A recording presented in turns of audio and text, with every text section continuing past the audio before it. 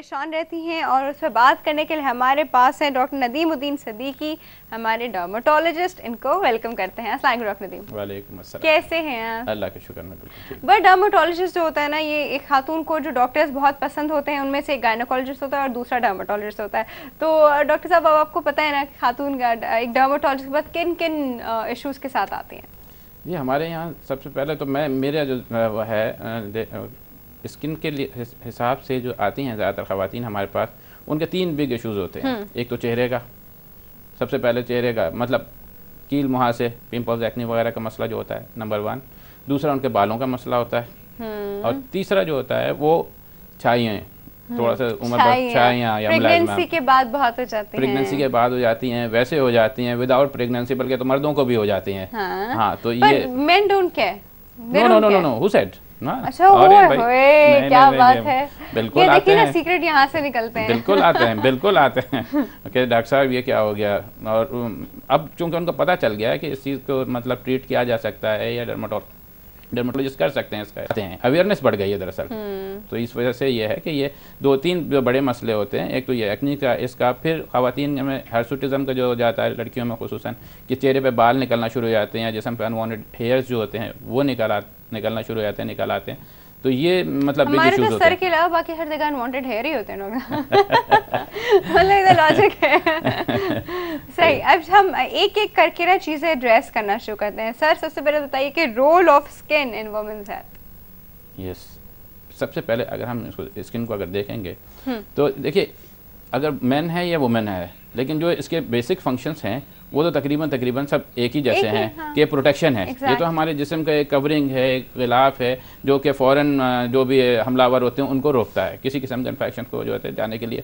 जिस तरह आप देखें, जल जाता है जब इंसान, तो क्या होता है कि वो जो उसका बैरियर फंक्शन होता है वो लॉस हो जाता है, तो सारे बैक्टीरिया, सारे जरासीम जो भी होते हैं वो अंदर चले जाते हैं, और इंसान जो होता है अगर 40% से ज़्यादा कहते हैं कि बर्न हो जाए तो मर जाता है। वो इसी वजह से होता है कि उसके अंदर जो होता है बहुत ज़्यादा इन्फेक्शन जो होता है उस स्किन से, जो कि डिसरप्ट हो गई है, जो कि जल गई है, जिसके अंदर कोई वो नहीं रहा फंक्शन बैरियर का, तो उसकी वजह से होता है। अच्छा, स्किन के बाद प्रोटेक्शन फंक्शन के बाद इसका जो है सबसे अहम रोल जो है वो ये होता है कि ये heat and water and electrolytes को जो होता है उसको रेगुलेट करती है। फिर उसके बाद ये मेलानोसाइट्स या कलर मेलानिन बनाते हैं, और मेलानिन जो है ये बहुत ज़्यादा ज़रूरी होता है हमारी स्किन के लिए।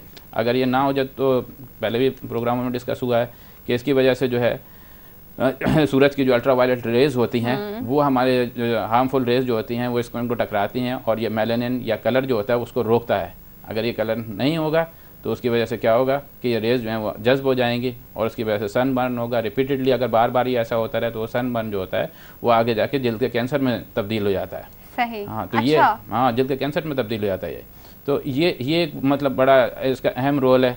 और फिर उसके बाद जो है ये आपने सबसे बड़ा जो है वो खूबसूरती, एस्थेटिक जिसे कहना चाहिए, कि स्किन जो है वो ज़ाहिर है कि हुस्न फीमेल की बात करते हैं या वुमेंस की जो हम बात करते हैं, तो उसमें जो है आपकी स्किन और खुसूसन जो आपके चेहरे की स्किन है वो एस्थेटिक या खूबसूरती के लिए भी। इसके अलावा विटामिन डी, जो इसे धूप का विटामिन कहते हैं, ये भी स्किन बनाता है, स्किन नहीं बनता है, स्किन बनाती है। इसके अलावा जो वेस्ट प्रोडक्ट्स होते हैं, एक तो किडनी हमारा वेस्ट प्रोडक्ट को एक्सक्रीट करता है, दूसरा जो होता है स्किन से भी जो होता है यूरिया खारिज होता है, लैक्टिक एसिड वेस्ट प्रोडक्ट्स होती हैं, ये भी स्किन जो है वो करती है।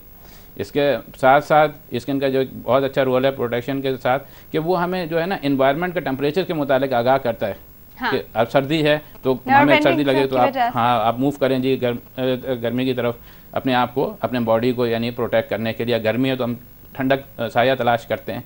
तो ये सारे जितनी भी चीज़ें हैं, सारे फंक्शंस जो पर खातून बहुत परेशान हो जाती हैं सर जब स्किन के ऊपर उनके रिंकल्स आते हैं। yes. या फिर फाइन लाइंस आना शुरू हो जाती हैं जो रिंकल की तरफ जाने वाली होती हैं, पिंपल आ जाते हैं, स्कार आ जाते हैं, खड्डे पड़ जाते हैं पिंपल्स के छोड़े हुए, और छाइयाँ।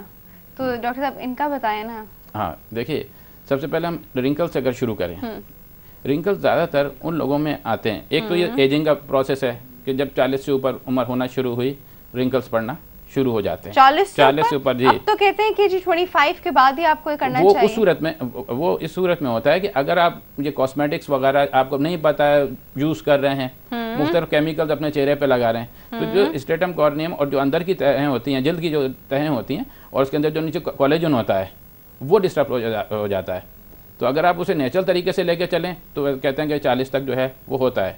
लेकिन हाँ, दूसरा ये कि आपके पास स्ट्रेस बहुत ज़्यादा है, मेंटल स्ट्रेस है, फिजिकल स्ट्रेस है, धूप में बहुत ज़्यादा जा रहे हैं, तो ये सनलाइट, जिसे मैंने पहले बताया कि अल्ट्रावायलेट रेज जो होती हैं, उसकी वजह से भी जो होता है ये असर पड़ता है जल्द पर, और प्री मेच्योर रिंकलिंग जिसे कहना चाहिए वो होना शुरू हो जाती है। तो ये स्ट्रेस की वजह से होता है। अल्ट्रावायलेट रेज, सूरज में ज़्यादा, तपिश में ज़्यादा रहते हैं, धूप में काम करते हैं, ये वाली चीज़ें जो होती हैं ये उसमें आ जाती हैं। लेकिन सर वो आ गई, फाइन लाइन्स आ गई, जल्दी से तरीका बताएं कि क्या करें कि फाइन लाइन गायब हो जाए और रिंकल ना पड़े। उसके सबसे पहले तो ये है कि आप जो है सन ब्लॉक लगाएं। सही। अपनी खुराक पे तवज्जो दें। खुराक से मुराद ये है कि खाना और पानी दोनों चीज़ें, ठीक है ना। अगर हम ये समझते हैं कि जनाब सिर्फ और सिर्फ जी अच्छी, मतलब हम खाएंगे सेब खाएं या अनार खाएं या अंगूर खाएं, नहीं, आप जो है मतलब आप जो है जो मौसम का फल जो भी आपको मिलता है, इस वक्त क्या खरबूजा है, तरबूज है, तो वो भी उतना ही इफेक्टिव है जो कि बगैर मौसम के आप कोल्ड स्टोरेज से जो सेब या अनार या कोई दूसरी चीज़ें लगे खा रहे हैं, क्योंकि उसके अंदर जो विटामिन जो उसके अंदर फ्रेशनेस होनी चाहिए वो नहीं होती, ठीक है ना। इसके साथ साथ आप जो सी फूड है वो लें, आप जो मीट है, जो भी मतलब आपको मिलता है प्रोटीन के, क्योंकि कोलेजन जो है प्रोटीन है, प्रोटीन की डिफिशियंसी हो रही है, आपका कोलेजन कम हो रहा है, आपने उसको पूरा करना है, ठीक है। अपनी नींद का ख्याल करना है, अपनी भूख का ख्याल करना है, स्ट्रेस को अवॉइड करना है अगर आप कर सकें तो मतलब अगर आप, और दूसरा एक ये भी है कि बहुत ज़्यादा कंप्यूटर के सामने लोग बैठे रहते हैं, टीवी के सामने लोग बैठे रहते हैं, तो ये भी अब जो है इसमें क्या गलत बात है डॉक्टर साहब? हैं 6-6 घंटे 8-8 घंटे जो आई का आपका स्ट्रेन हो रहा है, मतलब वो हो रहा है, और ये फाइन लाइन आती भी इसी जगह पर है। तो मतलब ये कि इस स्ट्रेन से भी जो होता है, आप मतलब कोई भी आपका बॉडी पार्ट है, अगर आप उसे ज़्यादा इस्तेमाल करेंगे तो क्या होता है, पुर्जे को ज़्यादा मतलब इस्तेमाल करें, घिसेगा। सही है ना? अच्छा सर, अब मुझे एक बात बताइए, हम लोग को प्रॉपर क्लेंजिंग और उसका तो हर बताया जाता है, कहते हैं कि रात के वक्त आपके मुंह पे कुछ नहीं होना चाहिए, शुड बी प्लेन धुली हुई पानी से धुली हुई स्किन। बिल्कुल। फिर ये नाइट क्रीम्स किस लिए हैं? नाइट क्रीम्स, देखिए हमारे यहाँ दरअसल प्रॉपर काउंसलिंग तो है नहीं, अवेयरनेस ही नहीं है। असल चीज़ होती है ना, अवेयरनेस होनी चाहिए। मैं बहुत आप लोगों के प्रोग्रामों को देखता भी हूँ और उसको अच्छा, बहुत मुझे अच्छे लगते हैं, इसलिए कि प्रॉपर आप लोग अवेयरनेस दे रहे हैं कि मतलब क्या होना चाहिए। नाइट क्रीम जो होती हैं वो सिर्फ उन चेहरों के लिए होती हैं कि अगर आपको बहुत ड्राइनेस का प्रॉब्लम है। अच्छा। हाँ, अगर आपकी स्किन जो है बहुत ज्यादा तो हर एक के लिए नॉर्मल स्किन, मैंने तो नाइट क्रीम देखी है ड्राई स्किन के लिए, नाइट क्रीम देखी है ऑयली स्किन के लिए, नाइट क्रीम देखी है नॉर्मल स्किन के लिए, तो डॉक्टर साहब अगर ये ड्राई स्किन के लिए तो नहीं, ज्यादातर जो केसेस होते हैं मॉइस्चराइजिंग की आपको कोई ज़रूरत होती है, वरना बाज़ औक़ात कहते हैं चेहरा जो है बहुत ज़्यादा खुश्क हो जाता है, उसके लिए मतलब वो दे देते हैं। आगे अगर आपकी स्किन नॉर्मल है, डॉक्टर साहब एक बार जब हम एक बार कभी वॉश जब करते हैं तो वेदर के अकॉर्डिंग है कि थोड़ी देर के लिए आपके यहाँ पे थोड़ी सी ड्राइनेस होती है, वो आपकी 15-20 मिनट उसको छोड़ दे तो नॉर्मल हो जाती है। बिल्कुल सही हो जाती है, सही है। हाँ, तो जरूरी है उसके ऊपर क्रीम लगाना? कोई जरूरी नहीं है, बिल्कुल जरूरी नहीं है। क्या बात है? बिल्कुल जरूरी नहीं है। दिया मैंने आपको गोल्डन टिप। कोई जरूरी नहीं है, ये तो सिर्फ और सिर्फ बेचने की गिमिक्स हैं, आपको मतलब दे दें। देखें कितना इश्तार चलते हैं, कोई 15 दिन में बालों के बोलते हैं कि बिल्कुल झड़ना खत्म हो जाएंगे, कोई बोलता है एक हफ्ते में रंग गोरा हो जाएगा, ये कुछ नहीं है, ये कुछ भी नहीं है, ये सिर्फ बेचने के ढंग हैं। अब वो जो जितना मार्केटिंग अच्छी करता है वो उतना ज़्यादा कामयाब है। डॉक्टर साहब, ये रात को क्लेंजिंग करना, टोनिंग करना, ये कितना ज़रूरी है? मॉइस्चराइज करना नहीं, जिस तरह के अगर आप एक जूते को लें, नया जूता ख़रीदते हैं, कुछ अरसे का अगर पॉलिश ना करें, उसको सही तरीके से ब्रश वगैरह ना मारें, तो क्या होता है कि वो भी मतलब मौसम के असर से, धूल मिट्टी गर्द वगैरह से वो पुराना हो जाता है या ख़राब होना शुरू हो जाता है। तो अगर आप टोनिंग करते हैं, क्लीनिंग करते हैं, कर सकते हैं, लेकिन एक हद तक कर सकते हैं। ये नहीं